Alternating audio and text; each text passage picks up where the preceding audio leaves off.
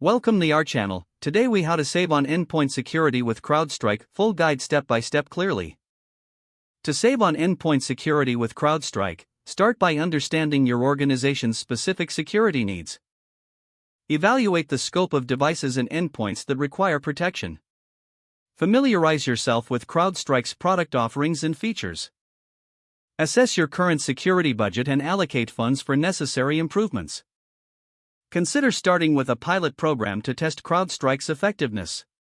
Collect data on your current incident response times and security breaches.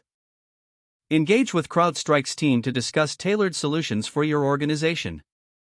Review case studies or testimonials from other companies similar to yours. Identify priority areas where CrowdStrike's capabilities can provide the most value. Utilize CrowdStrike's threat intelligence to understand potential risks specific to your industry. Implement the solution gradually across your network. Train your staff on using the CrowdStrike platform effectively. Evaluate the performance metrics provided by CrowdStrike after implementation. Analyze reductions in response times or active threats to gauge effectiveness. Continually communicate with CrowdStrike's support for ongoing optimization. Review your budget regularly to ensure you are maximizing your investment in security. Adjust your security strategy as your organization grows or changes.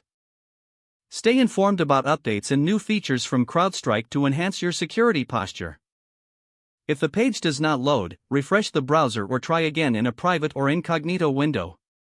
Make sure you are using the correct email address, then retype it carefully to avoid small typos.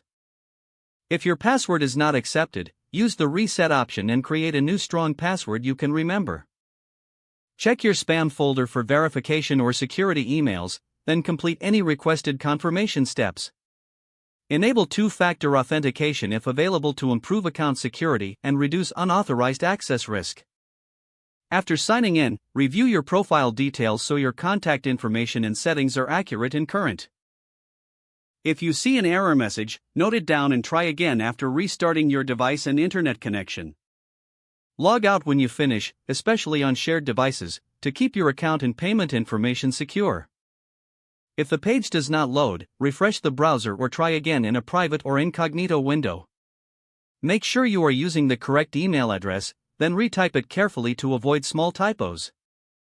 Don't forget to like this video and subscribe to our channel for more step-by-step tech guides.